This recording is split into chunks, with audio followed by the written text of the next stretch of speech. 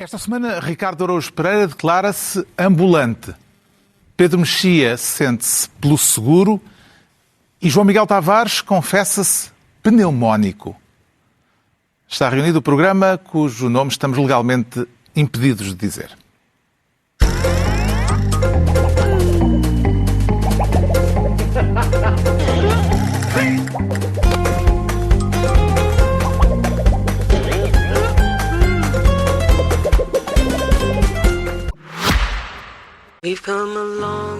Na Toyota, declaramos otimistas em relação ao amanhã, porque sabemos que já o estamos a construir. São projetos como um Toyota Uma Árvore, que já plantou mais de 200 mil árvores em florestas portuguesas, ou a iniciativa Um Toyota Uma Missão, que apoia instituições de solidariedade social que nos mantêm em movimento para chegarmos onde queremos, mais além. Conheça os projetos Toyota que estão a fazer mover o mundo em toyota.pt.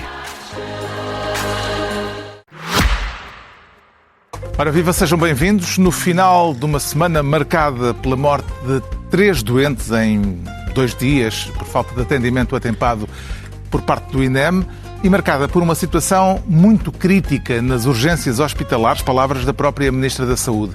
A semana também em que os candidatos presidenciais se defrontaram pela última vez num debate televisivo, e a semana ainda em que Trump mandou prender Maduro, mas não fez cair o regime venezuelano. E é por aqui que começamos, com o Ricardo Araújo Pereira a ocupar a pasta de Ministro da Evolução na Continuidade. Então, o que é feito, Ricardo, da ideia de libertar o povo venezuelano das garras da tirania? Eu não sei se essa ideia alguma vez existiu. Por isso é que eu escolhi o Ministério da Evolução na Continuidade. Eu não tenho realmente a certeza de que essa ideia alguma vez tenha existido. Eu tenho assistido com alguma perplexidade a transformações maravilhosas em várias pessoas que admiravam Trump, sobretudo por uma qualidade que ele tinha, que era não ser intervencionista. Era uma coisa, uma característica que as pessoas prezavam.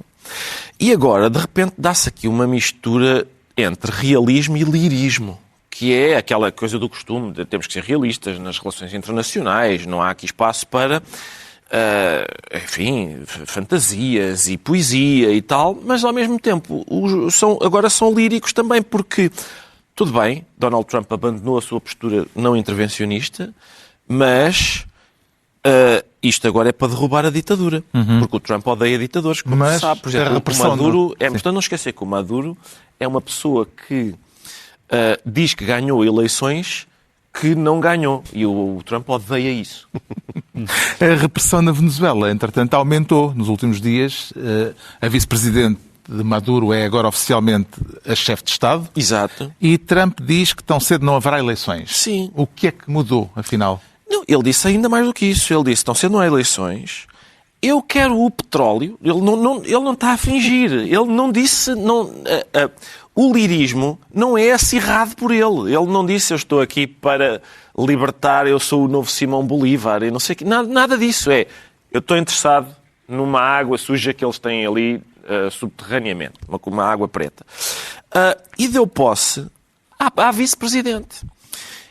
Que ditadura é que caiu? Eu não me apercebi disso. Portanto, a vice-presidente do Maduro é agora presidente. Na sua tomada de posse disse, estes heróis que estão presos nos Estados Unidos, coisas desse tipo. E os chamados colectivos continuam a controlar a situação. Exato. E a verificar se as pessoas têm mensagens contra o Maduro nos telemóveis. Exato. E a repressão aumentou. Há um outro aspecto, que é a ideia de que o Trump está interessado em julgar e condenar um traficante de droga. O mesmo Trump, que perdoou aquele senhor Juan Orlando Hernández, o ex-presidente das Honduras. Diz que ele foi muito maltratado. Foi muito maltratado. Estava condenado e preso por responsabilidade no tráfico de droga. Portanto, é mesmo muito difícil. Eu dou os parabéns a muita gente que se pronunciou sobre o caso, porque não é nada fácil descobrir a benignidade desta operação. Que tipo de tutela é esta, Pedro Mexia, que os Estados Unidos decidiram exercer sobre a Venezuela? É a doutrina Don Roe, como ele diz, que é a doutrina É Monroe. capa da Economist, que já cunhou,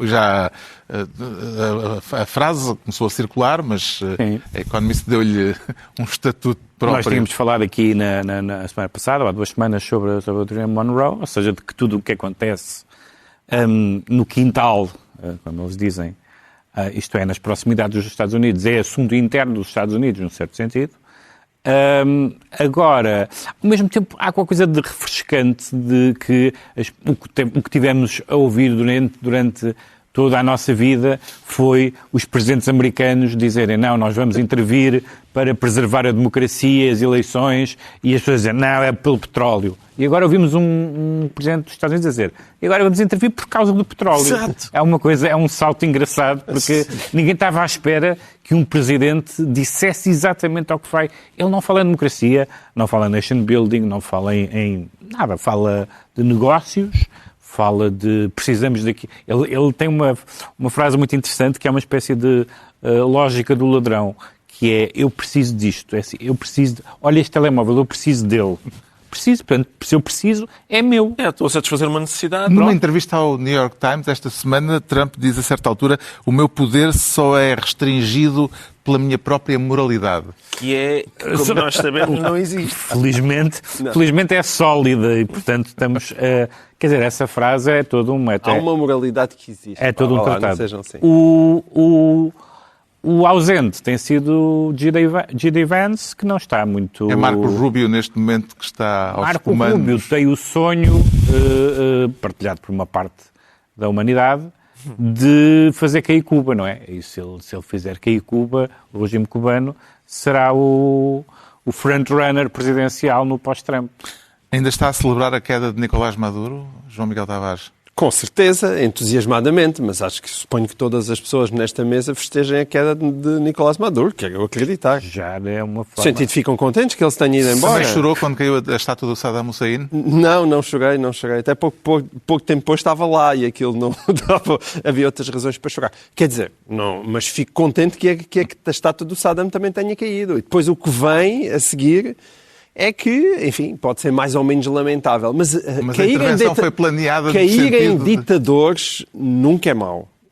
Não, há sempre a esperança que a ditadura seguinte, porque evidentemente aquilo continua a ser uma ditadura, que a ditadura seguinte seja ligeiramente melhor do que o ditador anterior. Isso não há dúvida. Vamos assim, se calhar cai uma todas as semanas. Exatamente. Para ir amaciando aqui. Sim, porque as ditaduras também são todas iguais.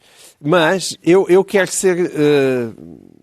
pegando ali no melhorismo desafio ditatorial. Estamos melhorando ditador até... Ditaduras incrementais. As ditaduras não são todas iguais. Ditaduras incrementais. Para pegar ali na sugestão do Ricardo, para poder ser simultaneamente lírico e realista, porque é que eu, apesar de tudo, tenho uma réstia de otimismo? É porque eu não vejo maneira de ser possível as petrolíferas americanas irem encher a Venezuela de dinheiro, porque o problema é que antes de retirarem de lá o petróleo, elas precisam de investir muito dinheiro. Porque os petróleos foram nacionalizados e toda a gente diz que hoje em dia a indústria petrolífera venezuelana está... A infraestrutura está de rastro. A infraestrutura está de rastro. Portanto, é preciso investir. E eu tenho muita fé que os senhores que investem não estejam disponíveis, evidentemente, para investir muito dinheiro naquilo que ainda é uma ditadura e que eles não têm forma de controlar. Aliás, foi engraçado, porque os donos das petrolíferas pareceram um pouco céticos, mas os acionistas entusiásticos. Espera lá, se for uma democracia, eles têm forma de controlar. Tem, sabes porquê?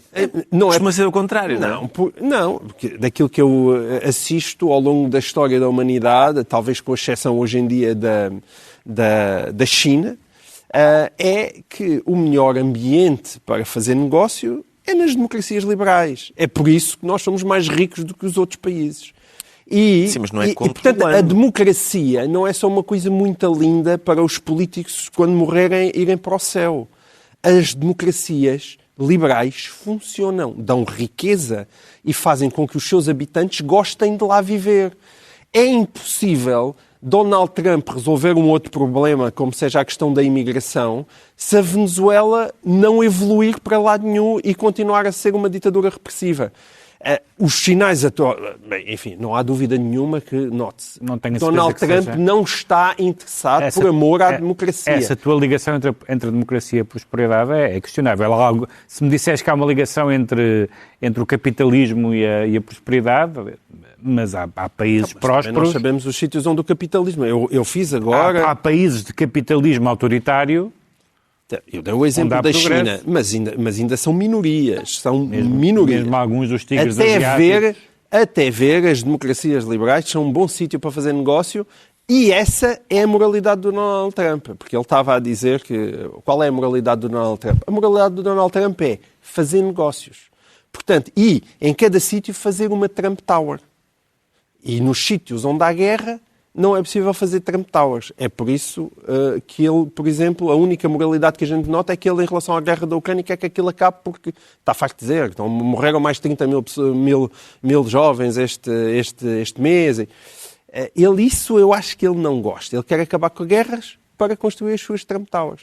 É só nesse sentido que tenho alguma esperança para a Venezuela, para não ficarmos só neste tom derrotista dos meus queridos paineleiros. Entregamos ao Ricardo Araújo Pereira a pasta de Ministro da Evolução na Continuidade, mas mantemos-nos no mesmo tema, um tema de grandes implicações a nível global, ainda nem todas claras nesta altura, e é por isso que o Pedro Mexia quer ser Ministro da Canhoneira, a lembrar a chamada gunboat diplomacy do século XIX. Estamos a voltar a uma era de imperialismo musculado, Pedro Mexia? Sim, e despodurada, era o que eu estava a dizer há bocado. Agora não há a chamada escola realista. Por acaso, os teóricos da escola realista nas relações internacionais são bastante despodurados, mas os políticos costumam dourar a pílula e falar em democracia e em valores. Mas quando nós lemos os autores dizem não, isto é porque são esferas de influência, é o triunfo do mais forte, etc. Portanto, é uma coisa completamente hobbesiana, sem grandes contemplações, e algumas das pessoas, por exemplo, muitos dos teóricos americanos que defendem a posição russa na questão da Ucrânia, é simplesmente isso, aquilo é deles, fica ali ao pé, historicamente foi deles, eles são mais fortes, têm direito, é isso, e pronto. E na prática, esta intervenção não leva também a isso? O que não é bem uma teoria, é o estado da natureza, não é? Não vale a pena teorizar uma coisa que existe naturalmente, que é o mais forte...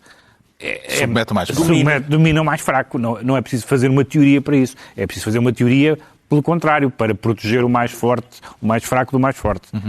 E é isso que está a fazer, é a ideia de que não gosta deste regime, ou de que ele agora não está a pôr as coisas em termos de regime, está a pôr as coisas em termos de preciso disto, preciso do petróleo, preciso da Groenlândia, também já vamos falar da Groenlândia. Da Groenlândia, então, é delirante, porque é um país... que é um território que pertence a um país de uma aliança militar entre que os Estados Unidos são não só parte, como, enfim, a cabeça, e, portanto, tudo isso é... E o que é que seguirá a isto? Portanto, começou... Quer dizer, há a questão da Venezuela, já falou também da Colômbia, sim, já falou de Cuba, da Groenlândia, evidentemente. Isto são tudo apenas avisos ou... Não, eu acho que também não vai ser... Planos de ação. Vamos lá ver. Na Groenlândia não é muito claro porque o que eles dizem é que querem comprar a Groenlândia, não falaram de... A opção militar está em cima da mesa, diz ele. Primeiro foi comprar, agora é preciso disto. Não, preciso disto, mas o que eles disseram, utilizaram uma forma muito curiosa, que é não nos vão enfrentar militarmente. Quer dizer, virando a expressão ao contrário, em vez de dizer nós vamos... Não se sabe o que é que isso quer dizer. Na prática, atacar militarmente um país da NATO significa que um membro da NATO está a incumprir os deveres de membro da NATO e, portanto, os outros membros da NATO têm que replicar. Vamos lá ver. Atacar a Groenlândia significa que a NATO tem que atacar os Estados Unidos da América. É delirante. É delirante. Outra coisa que eles podem fazer, essa será mais interessante, mas um bocadinho mais demorada, que é promover os independentistas da Groenlândia e depois dizer, já agora não querem ser americanos, ou então instalarem-se lá e fazerem daquilo uma espécie de... Mas isso não se faz em 15 dias. Sim, e Trump se calhar não tem nem paciência nem tempo Nem para de um vida, plano nem desses. de mandato, nem de... Sim. As ameaças de Trump e de outras figuras que lhe são próximas sobre a Groenlândia, mas sobre o Canadá também, ou sobre a Colômbia e Cuba, são para levar a sério, João Miguel Tavares? Depende, cada caso é um caso.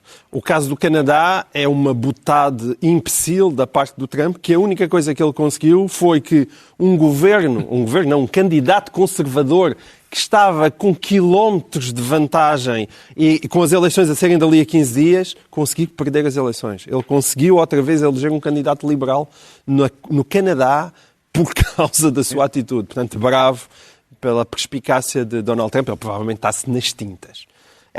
Felizmente, a conversa em relação ao Canadá acho que acalmou um pouco. O Canadá é bravata só. Sim. Em relação à Groenlândia, eu acho que é preciso separar as coisas. Uma coisa é o interesse estratégico, e isso parece indiscutível, até porque o aquecimento global, o facto das rotas se tornarem mais navegáveis, quer dizer, tudo isso é compreensível, até porque não é nada de novo. Há 100 anos que a Groenlândia queria comprar que os Estados Unidos queriam comprar a Groenlândia.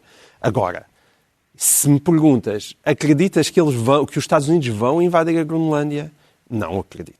E aí eu estaria disponível para pagar um jantar a qualquer um de vocês se a Groenlândia for invadida pelos Estados Unidos.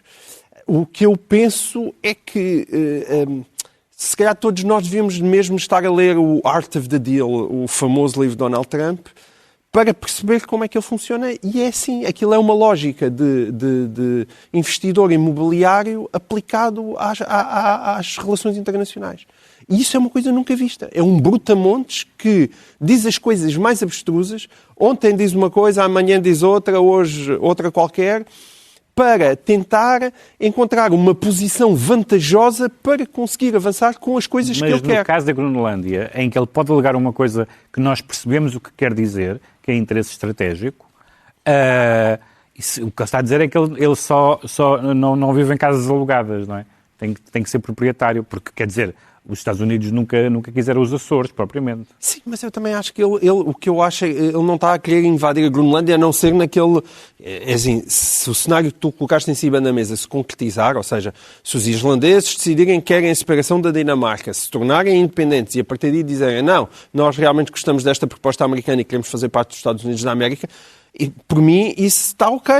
É perfeitamente legítimo. Embora a ideia de um país lutar pela sua independência para depois a alienar logo a seguir seja um pouco Não estranha. é bem lutar, porque essa independência está mais ou menos entendida, subentendida, porque ao mesmo tempo a presença da Dinamarca ali é uma presença bizarra e estranha, não é? Quer dizer, é resquícios ainda de uma Europa colonial. Epá, o que é que ali tem que acontecer?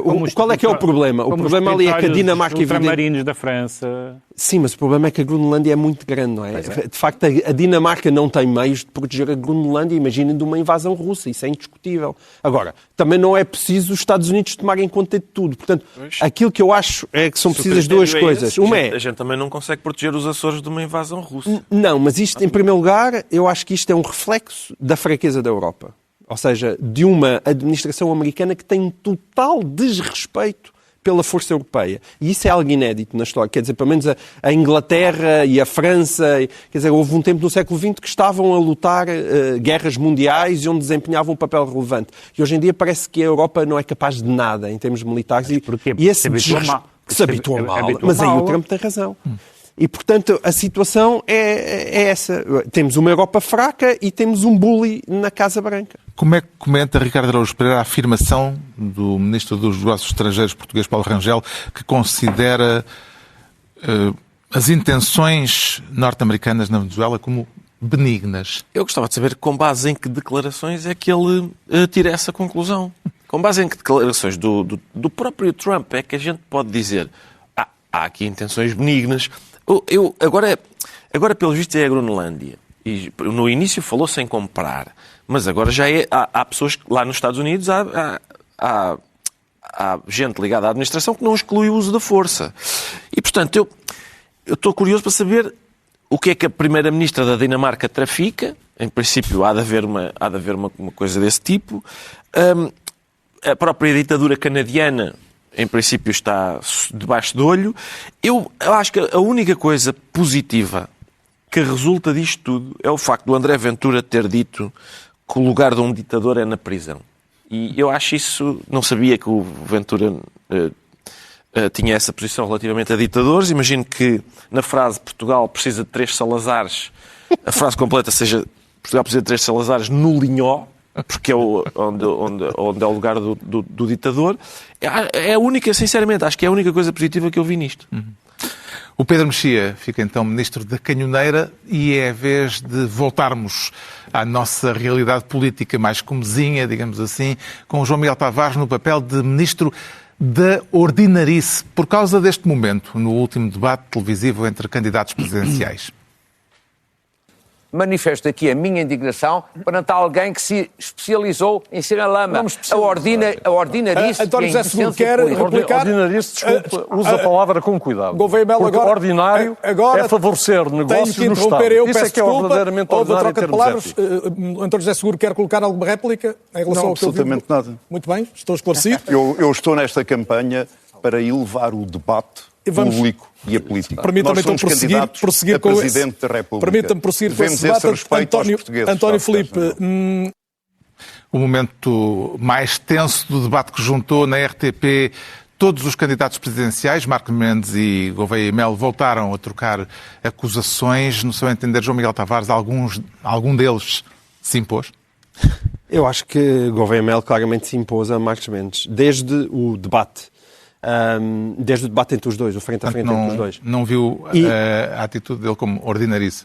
Não, quer dizer, houve caneladas e algumas delas injustas, populistas e que não deviam ter acontecido da parte de Gouveia Melo. Mas eu estou um bocadinho farto que aquilo que é a acusação substancial a Marcos Mendes por parte de Gouveia Melo seja encarada como lama ou como ordinarice. Estou um bocado farto disso, porque eu gosto que a gente aprenda alguma coisa com o passado. E também estou muito farto que parece que colou a famosa frase de António Costa, terrível, como nós aqui denunciámos tantas vezes, do apolítico ao telepolítico, à justiça ao que é da justiça. Porque dá a entender que se o Ministério Público ou os tribunais não encontraram nada num percurso de um político, então o político não tem que dar explicações sobre coisa nenhuma. Isso é falso. Aquilo que se passa no caso de Marcos Mendes, quando é acusado de ser facilitador de negócios, é uma acusação de possíveis conflitos de interesse. Mas não foi essa a única abordagem. Não, mas foi essa a principal abordagem. Não foi a única, tanto que eu disse que houve caneladas. Tanto que mostrou no outro debate uma manchete sobre um processo que foi arquivado. Um processo. Certo.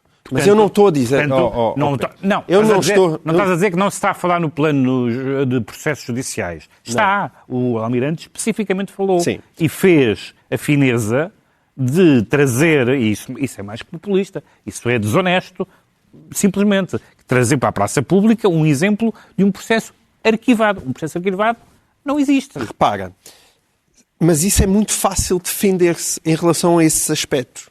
O problema de mais pode dizer que não é uma questão porque as questões processuais, as questões do Ministério Público ou as escutas da Operação Labirinto, essas correram na Justiça. Luís Marcos Mendes não foi acusado de coisa nenhuma. O problema de Luís Marcos Mendes, e é por isso que isto o incomoda tanto, e ele está sempre anda com o ar hoje em dia infelicíssimo pela campanha, está muito é porque ele não consegue responder à pergunta qual é a sua profissão e o que é que você andou a fazer nos últimos 12 anos. E neste contexto e o facto de ele não ser capaz de responder a essa pergunta é o problema gigantesco de Marcos Mendes. Assim, e devia conseguir responder a essa pergunta. Neste contexto, atribui aos valores da chamada tracking poll diária o facto de colocar Marcos Mendes no 5º lugar desde que teve início? A tracking poll é um caso fascinante porque ela realmente... uma tracking poll, que é aquela que está a acontecer neste momento, ela domina totalmente aquilo que é o comentário sobre a campanha. E como os jornalistas e os comentadores estão todos os dias na televisão, o estado de espíritos do candidato.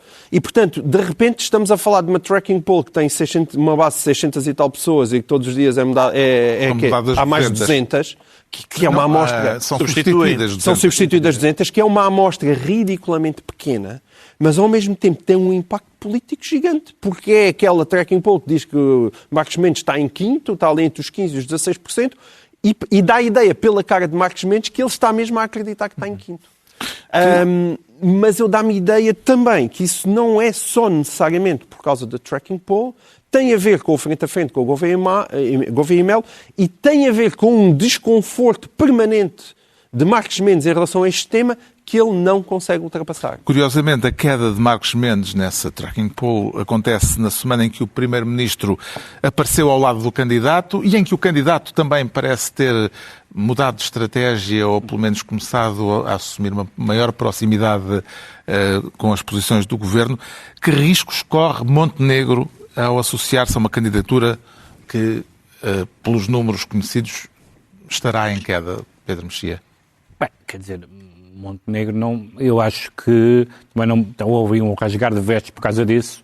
É o candidato do PSD, é um ex-líder do PSD, não faz o pleno, é verdade, quer nas figuras públicas, quer nos votantes, mas não acho que é normal, acho que pode pagar um preço de facto se a candidatura falhar. O que eu acho normal é que Marcos Mendes se agarre ao seu eleitorado de base, porque se o eleitorado AD votar maciçamente em Marcos Mendes, coisa que está longe de estar garantida, ele tem a passagem à segunda volta certa, não é? Mas depois leva com todas as más notícias do Governo que vão caindo na praça pública. Eu sei, mas esse é o trade-off que ele tem que fazer e vamos falar delas daqui a bocadinho. Exatamente. Marcos Mendes tem apelado ao voto útil da direita democrática. Em que medida é que esta linha de argumentação, Ricardo Araújo Pereira, poderá tornar-se perigosa para o próprio Marcos Mendes caso Coutinho Figueiredo comece a aparecer consistentemente à frente dele nas sondagens? Um bocadinho, e esse é o problema de argumentar, de usar as sondagens como argumento, sobretudo quando elas são diárias. Sai uma por dia e por isso quando estamos numa determinada posição, se calhar o apelo ao voto útil é interessante, se estamos noutra, deixa de ser... O apelo ao voto útil torna-se vir ao bico ao prego. Exatamente, e portanto... As sondagens, por exemplo, esta de que estamos a falar, costuma dar Marcos Mendes em quinto, mas ao mesmo tempo os inquiridos acham que o Marcos Mendes é o favorito para passar à segunda volta. O principal favorito, não é? Acho que é isso que a sondagem diz. O problema de argumentar com as sondagens é isso. Por exemplo, o Ventura também gosta muito, está sempre a dizer esta sondagem, saiu agora uma sondagem que indica que eu estou em primeiro. Mas todas as sondagens também indicam que ele está em último, no sentido em que, se ele passar à segunda volta, perde com todos. Ou seja, esse é um problema que, de facto, faz com que o apelo ao voto útil nestas eleições faça sentido, no sentido em que, se é verdade que... Em que o vencedor, ou melhor... Um dos dois que não o Ventura... Já ganhou. Exatamente. Ou seja, pode dizer isso assim, mas é de supor que... Se é verdade, se é verdade que há uma probabilidade altíssima do Ventura passar à segunda volta, quem passar com ele ganhou, é Presidente da República. E, portanto, é óbvio que na primeira volta o voto útil faz sentido. O João Miguel Tavares fica então Ministro da Ordinarice. Estão entregues as pastas ministeriais por esta semana. Agora vamos saber, continuando ainda no âmbito das presidenciais, porque é que o Pedro Mexia se declara pelo seguro. Isso é uma declaração de voto? Não, a minha declaração de voto já foi aqui manifestada e é aquele voto que não exige tinta. Vai ser o meu voto. Mas quero falar da ascensão eleitoral com 11 candidatos. É mesmo ser... és mesmo esquisito. 11 candidatos e mais 3 nomes que não são candidatos. Exatamente. Só para ver se ele... Olha, tens aqui gasta mais lá, 3. Exatamente. Volta na Joana Amaral Dias. Está lá o Afonso Henriques ou não? O Afonso Henriques não está. Não, mas está a Joana Amaral Dias. O Dom Afonso Henriques está lá. Está lá. O Dom Afonso Henriques eu pensei que era mesmo candidato o Afonso Henriques. E é candidato válido. Não, eu pensei que era o rei de Portugal. Não, o próprio rei não está. Mas... Estamos a falar do Humberto... Não estou a assumir apoio. Eu pensei que era o rei de Portugal, porque tem tantas hipóteses de ser eleito como alguns nomes que estão no boletim. Não, é um senhor que passeia pelo país vestido de Dom Afonso Henriques. Se António José Seguro for... Sim, quero falar da ascensão eleitoral de António José Seguro e daquilo que pode estar ser o efeito do voto útil. É o percurso mais interessante de sempre, porque eu gosto sempre de recordar isto. Ele foi lançado como piada ou como provocação pelo Pedro Nuno Santos, e não era o candidato dele, para chatear o Costa, nomeadamente. E ele disse, sim senhor, tenho toda a honra, muito obrigado pela confiança, e entretanto, tic, contra os notáveis que disseram que... E que agora estão... Até Augusto Santos Silva já anunciou que vai votar em Seguro, mesmo depois do que disse dele. E sim, mas numa formulação do género, assim, que não sei qual é a frase, mas já não me lembro da frase que ele utiliza, mas trocada por miúdos não me repugna totalmente... mas isso é impressionante. São 7 sapos que Augusto Santos Silva Duarte Cordeiro... Os homens não tinham condições mínimas. Ele continua a achar que não tem condições mínimas, mas dentro dos que não têm condições mínimas, ele é o que tem as máximas condições. E eu não levo muito a sério a história dos passistas que apoiam a Seguro, porque eu, na verdade, conheço várias pessoas passistas que apoiam o António José Seguro, mas tiveram todas no governo. Portanto, não é bem os votantes passistas, porque isso seria muita gente. O Passos ganhou as eleições, isto ficou à frente naquela vez em que não conseguiu depois formar governo. Mas, sim, de facto, há ali um revanchismo em relação... 30 dias. Como? Formou por 20 e tal. Sim, está bem, exato, é isso. Agora, o PS está a ver o óbvio, e depois houve o caso bizarro de Jorge Pinto, que tem sido uma revelação positiva e que anunciou a possibilidade de desistir, utilizando, aliás, a frase de Jerónimo de Sousa de não será por mim que António José Seguro não será Presidente da República. E depois recuou, e como escreveu a Ana Sá Lopes, ele, ao anunciar que poderia desistir, já desistiu. Ou seja, as pessoas que querem votar, as pessoas que queriam votar no Jorge Pinto, depois daquilo, começam a pensar, se calhar é boa ideia tentar pelo menos votar o que há de esquerda, que como o nosso camarada fará. Não sei se vais tapar também. Acho que não precisas tapar a cara do Seguro, não é? Por isso, enfim, é bizarro. A este propósito, Ricardo Araújo Pereira, como é que acompanhou a dança das hipotéticas desistências a favor de Seguro? Quer dizer, as hipotéticas desistências eu acho que só se colocaram no caso de Jorge Pinto. Os outros estão férreos na sua decisão de avançarem até ao dia 18. Catarina Martins achou estranho que Jorge Pinto não lhe tivesse telefonado para concatenarem esforços. Mas eu, depois de 20 anos de presidências à direita, a hipótese de irmos para 30 anos de presidências à direita, digamos, faz-me alguma confusão. E o facto de não haver uma estratégia concertada para ao menos tentar evitar que isso aconteça, surpreende-me, no caso específico do Jorge Pinto, como o Pedro disse, parece-me que é o mais relativamente consensual, que ele foi uma revelação positiva, no sentido em que os debates lhe correram razoavelmente bem, em que está preparado, não diz coisas, sabe dos assuntos e tal. E, portanto, estas eleições poderiam servir para que ele se posicionasse como, por exemplo, um futuro sucessor do Rui Tavares. Mas se ele for às urnas, onde arrisca ter um resultado semelhante ao de Manuel João Vieira, o que ficará na história... está abaixo de Manuel João Vieira. O que ficará na história não é a prestação dele muito gira nos debates. Este é o tipo que ficou taco a taco com o Manuel João Vieira. E, portanto, a ideia de... Aliás, é o limiar da vergonha eleitoral a ficar atrás do Manuel João. Com certeza. Portanto, a ideia de dizer eu quero fazer aqui um gesto de alguma grandeza, que é o meu plano, digamos, neste caso concreto, de pragmatismo. Não há razão nenhuma para haver vergonha nisso. É uma coisa pragmática. E distingue-se do Bloco e do PCP. Exatamente. Ainda por cima distinguia. E portanto... Eu acho que essa coisa se calhar é de eu estar a ficar velho, sabes? Essa coisa dos 30 anos mostra que, tal como à direita, à esquerda, o sebastianismo é um disparate, porque se esteve à espera do Sr. Reitor, e o Sr. Reitor não apareceu. Pois não. Numa manhã de nevoeiro. Mas eu e, acho portanto, a ideia de que tinha que ser aquela pessoa e que, portanto, toda a gente estava a contar com... eu sou sempre, em qualquer circunstância, dizer tem que ser esta pessoa ou então é impossível. Detesto essa ideia. Mas aqui, neste caso concreto, em que o Sampaio da Nova não se candidatou e tal, e o que temos no prato é isto. Eu acho que é de estar a ficar velho, em que eu não me satisfaz nada a ideia de votar rigorosamente de acordo com os meus princípios e depois ir para casa ficar satisfeitíssimo com o facto da segunda volta ser disputada pela direita e pela extrema-direita. A competição eleitoral à direita está a ser muito mais intensa. Porque os meus princípios ficaram mesmo purinhos. E muito mais renhida do que à esquerda. Que consequências é que prevê que isso tenha no dia 18, João Miguel Tavares? Não, o impressionante é que, se nós consideramos...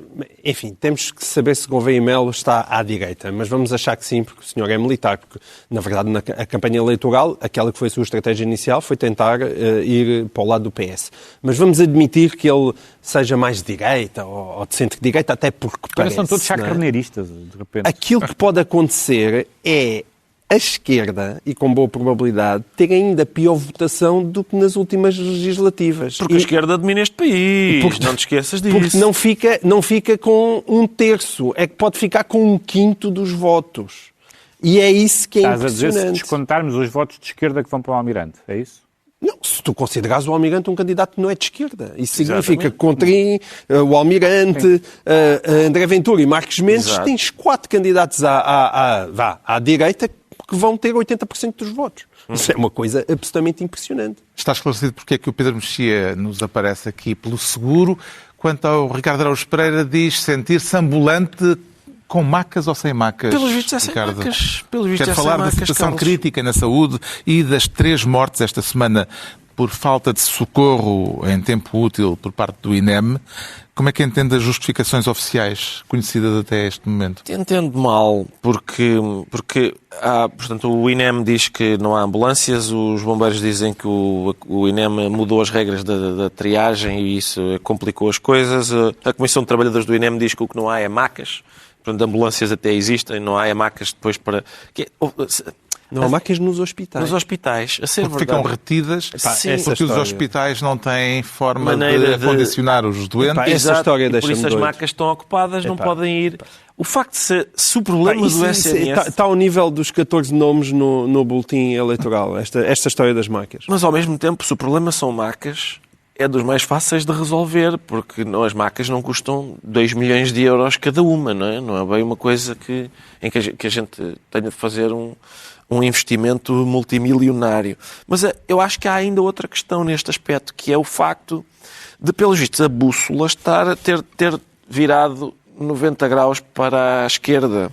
Não no sentido ideológico, mas no sentido geográfico, que é o Sul, neste momento, parece o faroeste. Não é? No Norte não parece haver problemas destes. As mortes foram na margem Sul e no Algarve. É uma cultura liberal e empresarial. É gente que sabe gerir. É gente que sabe gerir o Serviço Nacional de Saúde. Claro. Okay. Esta ideia de que o Sul, de que de repente os bombeiros de Carcavelos vão socorrer uma senhora a Sesimbra. Portanto, parece haver uma espécie de faroeste do Tejo para baixo, que é capaz de explicar alguns fenómenos políticos que têm acontecido também do Tejo para baixo. Exatamente. O Primeiro-Ministro já disse que... o que é que me satisfaz? Montenegro vai resolver isto em 60 dias. Pois vai. Sabes com quê? Não é com a mentalidade de Cristiano Ronaldo. Mas é parecida. É muito parecida. É a mentalidade de Cátia Aveiro, que é a irmã do Cristiano Ronaldo, cuja mentalidade é não fazer nada e esperar que apareça alguém, paga-me as contas e não sei o quê, não sei como é. É muito mais portuguesa. Isso é mauzinho. Ou rigoroso. É uma mentalidade muito alegadamente, mais alegadamente. Bom, o Primeiro-Ministro já segurou a Ministra no debate quinzenal. A Ministra já disse ao Expresso que não pediu nem vai pedir para ser substituída. Ainda há alguma expectativa de que possa haver desenvolvimentos drásticos em função destas 3 mortes nestes últimos dias, ou o ramo-ramo vai continuar, João Miguel Tavares? Repara, eu acho que o ramo-ramo e as mortes e os hospitais cheios e a falta de médicos vai continuar. Acho também que, substancialmente, a culpa não é de Luís Montenegro. Mas quando Luís Montenegro chega, diz que em 60 dias vai ter umas ideias bestiais, muda uma das poucas organizações e uma pessoa que tinha sido nomeada para uma função por António Costa, em que estava a tentar rearranjar aquilo que é o SNS. E muda vários administradores hospitalares. Quando anda a mudar administradores hospitalares, boa parte deles tira de lá uns cor-de-rosa para meter uns laranjinhas. Enquanto esta continua a ser a atitude, a desgraça vai continuar. Enquanto não se perceber que realmente, especificamente, esta maneira de gerir o SNS tem que ser despolitizada e tem que se meterem as melhores pessoas. As melhores pessoas têm que ir para aqueles lugares, porque os lugares são muito difíceis. De que modo é que estes casos podem vir a provocar ondas de choque na campanha presidencial, Pedro Mexia? Quer dizer, já provocaram, porque Marcos Mendes não foi o suficientemente cauteloso para ter uma posição um pouco mais neutra, pois claramente ele já tinha feito isso em relação ao Primeiro-Ministro, dizendo que, uma vez arrumado o caso judicial, que não havia problema nenhum. Agora defendeu a Ministra e disse que o problema está na direção executiva. Pronto, eu acho que isso é diferente. Uma coisa é, eu acho normalíssimo ele aproximar-se ao PSD, que é o seu partido e que é a sua base eleitoral. Ou a AD, se quisermos imaginar que existe a AD, mas pronto, o PSD. Outra coisa é ele assumir e tomar as dores e pagar o preço de concordar com as políticas impopulares do governo, e aqui não é uma política impopular, é uma gestão desastrosa que é objetivamente, quer dizer, é objetivamente culpa do governo no sentido que o governo é que é o responsável, não porque o governo tenha feito coisas, nem sempre, há casos e casos, mas porque objetivamente é o governo que tutela a saúde e, portanto, a saúde pública e, portanto, é sempre o governo que paga por isso. E, portanto, essa proximidade neste momento é bastante incómoda para Marcos Mendes. Já sabemos porque é que o Ricardo Araújo Pereira se considera ambulante. Agora vamos tentar perceber porque é que o João Miguel Tavares se declara pneumónico. E como é que a situação se resolve em caso de doença, João Miguel? Em caso de doença grave, internamento hospitalar. Estamos a falar da novela do julgamento de Sócrates e dos mais recentes desenvolvimentos. Que tal está o enredo? Houve, Carlos, o enredo está bestial. Vou fazer uma síntese, posso? Sim, o novo advogado de Sócrates foi hospitalizado com uma pneumonia. Foi escolhida uma advogada oficiosa que apresentou a objeção de consciência por ser do Chega, embora no passado tenha sido do PS e admiradora de Sócrates. Exatamente. E uma segunda advogada oficiosa também tentou renunciar, mas a Justiça deu-lhe 5 dias para ler os milhares de páginas do processo. Estão a passar esses 5 dias, mas ela também já disse que não tem muito interesse. Deve ter maus hábitos de leitura. Ela já disse que não quer, portanto, o que vai acontecer é que passam os 5 dias, ela vem, renuncia outra vez. E é preciso um novo advogado oficioso, porque falta aí um detalhe, que é o senhor que está internado, que é o novo advogado de José Sócrates, tem ainda uma outra característica, que é ele não delegou em ninguém a sua representação, que é aquilo que faz habitualmente um advogado que fica doente para o seu... Sim. Que classificação é que dá ao guionista desta... É aqueles casos em que nós dizemos, não é?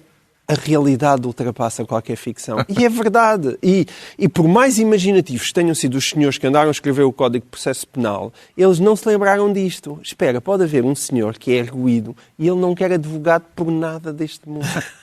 Que é o que se está a passar. E, mais uma vez, a lei portuguesa não está a passar. É uma coisa engraçada, porque é um dos direitos fundamentais é ter um advogado. E o Sócrates não quer. Não quer uns, mas... Não, ele não quer. Sócrates...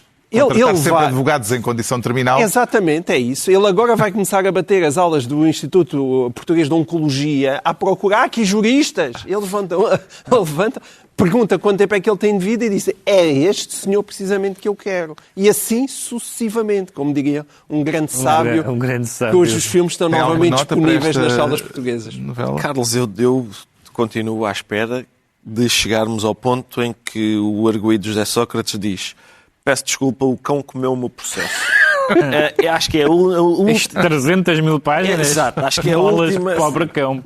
Acho que é a última desculpa que falta portanto, continuo à espera. Está na altura dos livros e esta semana eu trago um livro que, sendo uma obra de ficção, é sobretudo um romance de ideias, digamos, uma distopia de ficção científica publicada há quase um século, uma obra originalmente de 1930, intitulada Últimos e Primeiros Homens. O autor é o britânico Olaf Stapledon, que viveu entre 1886 e 1950. Atravessou, por isso, 2 guerras mundiais. Durante a primeira foi objetor de consciência, na segunda abandonou as ideias pacifistas para apoiar o esforço de guerra dos aliados. E este Últimos e Primeiros Homens é uma narrativa comunicada telepaticamente a um ser humano da atualidade por um homem do fim dos tempos, um representante da humanidade a viver daqui por 2.000 milhões de anos, um dos últimos homens, a partir desse futuro longínquo e fazendo a história de como, atravessando sucessivas catástrofes e recomeços, mutações biológicas, reorganizações sociais, se sucedem 18 espécies de humanidade até ao momento da catástrofe definitiva. Uma saga sem final feliz, portanto, Últimos e Primeiros Homens, de Olaf Stapledon, tradução de Diogo Paiva, edição VS. O João Miguel Tavares levou de viagem e trouxe para aqui um livro de um autor centenário e... Não, não foi centenário. Esse era o anterior. Pois foi o que eu, quando estava em Nova Iorque. É verdade. Não, mas eu entretanto...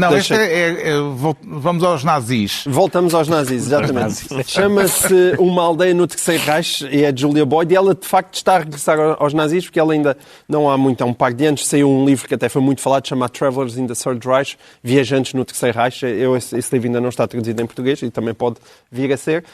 Que tem a ver com um olhar sobre o nazismo, mas não a partir das estruturas nazis que todos nós conhecemos, mas no caso dos viajantes do Terceiro Reich, de pessoas que viajaram pela Alemanha e o que é que escreveram nessa altura, e neste caso, numa aldeia no Terceiro Reich, ela centra-se numa pequena aldeia do sul da Baviera, junto aos Alpes, e porque essa aldeia tem excelentes arquivos. Tenho também uma outra senhora que é coautora do livro que andou a estudar esses arquivos, que escreveu uma história dessa aldeia durante o período da ascensão do nazismo e depois juntamente com entrevistas, com cartas, com diários que foram encontrados. Ela consegue um retrato muito minucioso de o que é que foi viver naquela aldeia desde a década de 30 até meados da década de 40 e é absolutamente fascinante porque, de facto, há tudo. E o pós-título diz como é que vidas vulgares foram afetadas pela ascensão do nazismo e é precisamente isso que aqui está, incluindo questões complexas como aqui há nazis bons, ou seja, há nazis que, dentro daquilo que eram as limitações, conseguiram ajudar muita gente, até proteger judeus e tudo isso. E isto mostra bem a complexidade daquela situação. O Pedro Mexia traz a Gradiva. A Gradiva, que é a editora Gradiva, que se chama assim por causa deste livro de um senhor chamado William Jensen, que é um romance, é uma novela, sobre um homem que se apaixona por um baixo relevo, coisa que nos aconteceu a todos, apaixona-se por um baixo relevo romano, uma jovem romana, e começa a ter sonhos e delírios em que, de repente, regressa à antiguidade, encontra a Gradiva em Pompeia e tenta salvá-la, etc. E depois lembra-se de um amor de juventude que pode ser a Gradiva que ele realmente conheceu. E então, quem é que se interessou por esta história? O senhor doutor Sigmund Freud, este sim, professor. O professor Sigmund Freud escreveu este livro chamado Delírios e Sonhos na Gradiva de Jensen porque é quase plágio, foi um plágio antecipado. O Jensen escreveu este livro sobre temas que dizem muito ao Freud, sobre coisas recalcadas e sobre coisas delirantes. O Ricardo Araújo Pereira traz mitologia grega. Pois é. Por um autor francês. Eu gosto muito. Este é um livro da Guerra e Paz, do Luc Ferry. Que foi ministro da Educação em França. Em França, exatamente. A mitologia grega de A a Z. O livro é exatamente o que diz no título. Porque é que eu acho que é importante? Porque quem queira... às vezes há jovens que me abordam na rua, muitas vezes jovens abordam, sim. E eu digo, por amor de Deus, larguem-me, exatamente. E é um bom sítio para começar, porque é um dos inícios, é uma maneira excelente de percebermos o que é que estas histórias dizem sobre a humanidade, não apenas hoje, ou melhor, não apenas na altura em que foram escritas ou fixadas por escrito, mas hoje. E, portanto, eu não me refiro apenas às coisas que perduram na linguagem, como expressões calcanhar de Aquiles, o pomo da discórdia e tal. Não. O que é que o significado destas histórias, como é que ele se relaciona com aquilo que nós, enquanto ser, somos? Curiosamente, há jovens que me abordam na rua, mas é para ti. É para mim? É para ti. Então dá-lhes o meu número. A mitologia da AZ de Luc Ferry, fechar mais uma reunião semanal, 2 a 8 dias, à hora do costume, os mesmos de sempre. Também em podcast, Pedro Mexia, João Miguel Tavares e Ricardo Araújo Pereira.